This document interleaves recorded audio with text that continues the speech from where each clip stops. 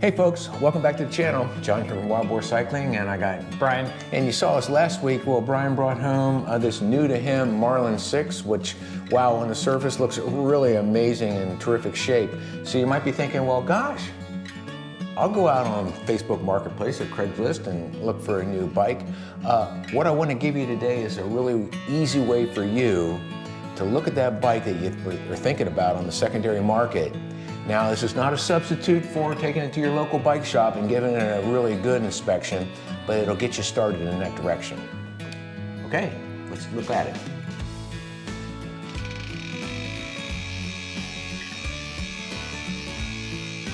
Okay, folks, what I want to give you is a systematic approach for looking at the bike that you might be thinking about on that secondary market, whether it's Facebook Marketplace or Craigslist, and I want you to think about the letter M.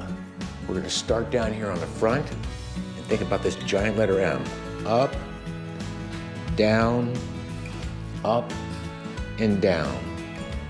Letter M. This will give you a really systematic way to do this. So start at the front of the bike and take a quick peek at those quick releases. Make sure, okay, gosh, this is going to work really well. It seems to be grabbing perfectly. I'm taking a peek here at the brake pads, and they seem to be all right.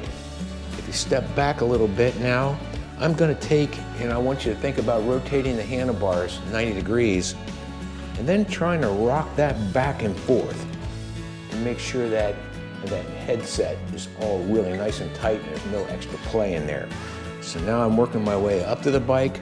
I'm looking at the controls. They seem like they're all in good shape. Nothing's broken. There are no bent handle grips. Now I'm going to trace down here on the M, but let me go back up here since we've got a full suspension mountain bike and push down on those to see, gosh, okay? Yeah, there's no excess play in there. It's feeling really good. All right, tracking down the frame. Let's look at the crank. I'm gonna get on either side of it, put them at 90 degrees, and see if there's any play in there. Try pulling and pushing back and forth, and this looks really tight. I don't see any breaks on any of the teeth inside that front chain ring.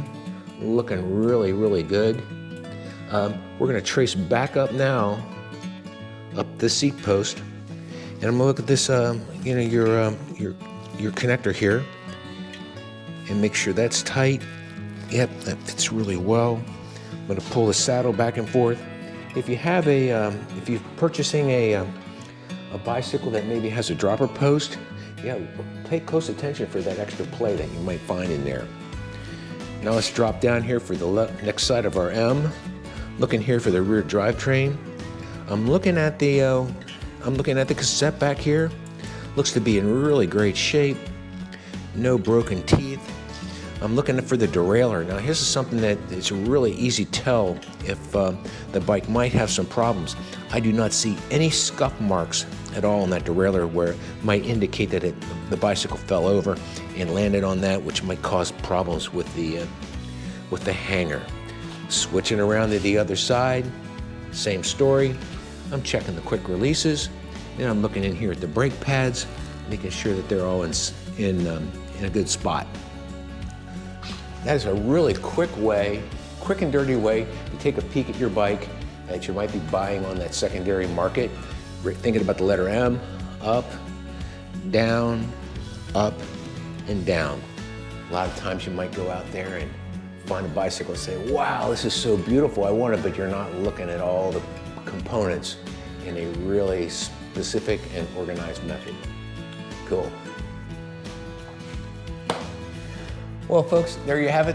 A systematic way to go out and look at that bike that you might be thinking about purchasing off of Craigslist or Marketplace. And so, Brian, what did you look at? Learn about that. Yeah, for me, the headset check, that was news to me, because normally when I check a headset, I sit on the bike, lock up the front brakes, and kind of do an endo and rock it back and forth. But that doesn't work with the front fork, because the fork gives and you can't feel. So that 90-degree check, that's a cool trick. I wouldn't have thought of that. Great. Well, hope it was helpful. It was. Leave us a comment down on the bottom about something maybe you look for when you're out trying to buy a used bicycle. And in the meantime, yeah, go out and ride, have fun, and keep the rubber side down. Bye, y'all. See you next time.